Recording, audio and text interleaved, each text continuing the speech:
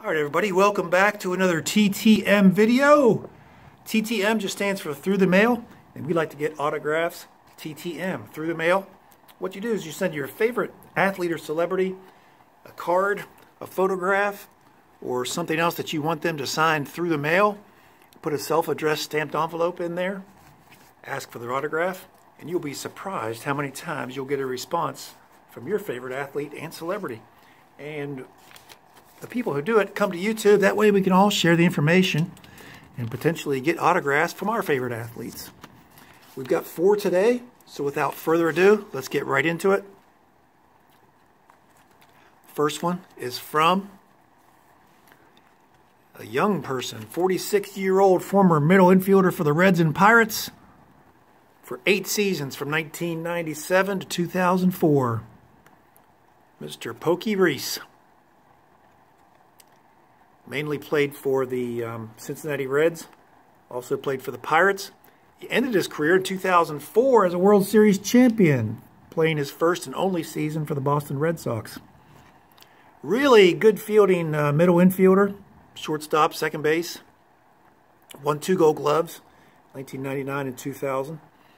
When he was in Single A, and I think this card will show, he was in Single A his second season in the big league or in the minor leagues. Played for my hometown team, Charleston, at that time known as the Charleston Wheelers. Hit .268, played a full season, 106 games. And the next year he went to Chattanooga, which is the Reds' AA team. But the Charleston Wheelers were the Class A affiliate of the Reds at that time. And played in the same ballpark that I played my collegiate ball in, Wat Powell Park, which has been raised and is now a cancer center of a local hospital. The Single A team in Charleston, West Virginia now is called the West Virginia Power, and it is the Single A affiliate of the Seattle Mariners. Let's see here. He was the opposite of Pokey.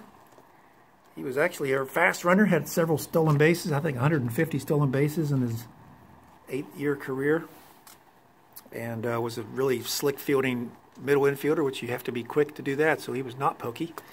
But I do have some Pokey Reese autographs during his rookie year, these signature rookies. One of 8,650. Calvin Reese Jr. in blue Sharpie, Calvin Reese in black Sharpie there. Obviously signed on 2 different days. Back in 1994 when he was a rookie, he was chosen in the draft in '91. But remember when we thought 8,600 was limited? Back in the junk wax era. But he used to sign his full name, Calvin Reese Jr., and then here's Calvin Reese, and then he now signs Pokey Reese. Pretty much worldwide known as Pokey anymore.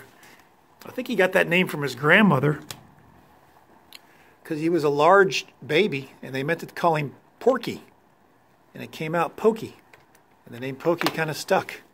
I'll put these up here too so we can take a look at those while we open the rest of our returns. Stay up there, Pokey. All right. Number 2, I think we know who this is because he wrote on the back. Thanks, Mike, appreciate you. BR. It's from San Diego, California. And it is BR, Billy Ray Smith, who signed 1 that we know of. That 1991 Upper Deck and 89 Pro Set. Billy Ray Smith, 54, black Sharpie. Really nice.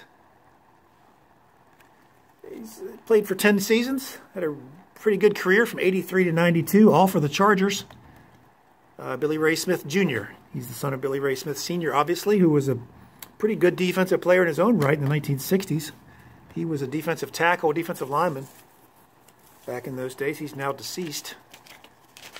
But Billy Ray Smith Jr., his son, right here pictured on these 2 cards, was a 2-time All-American in Arkansas and was the number 5 pick in that great 1983 draft, known as the quarterback draft, because it featured future Hall of Famers John Elway as the number 1 overall pick, Jim Kelly, Dan Marino. Other Hall of Famers in that first round, there's a lot of them. Eric Dickerson, Bruce Matthews, Darrell Green. That draft was just loaded. And to show how good Billy Ray Smith Jr. was in college, he was the number 5 pick in that great draft. So, really good NFL career. He's not going to make the Hall of Fame, but he was a second-team All-Pro in '89.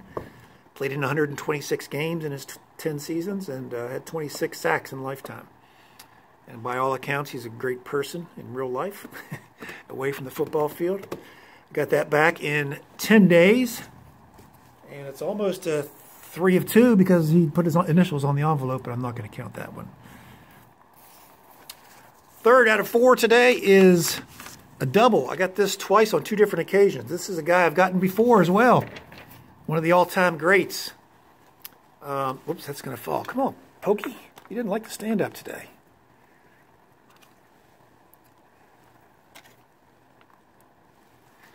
This is probably one of the handful of all-time great cornerbacks in the history of the NFL. There is a fee for Herb Adderley, $5 per card.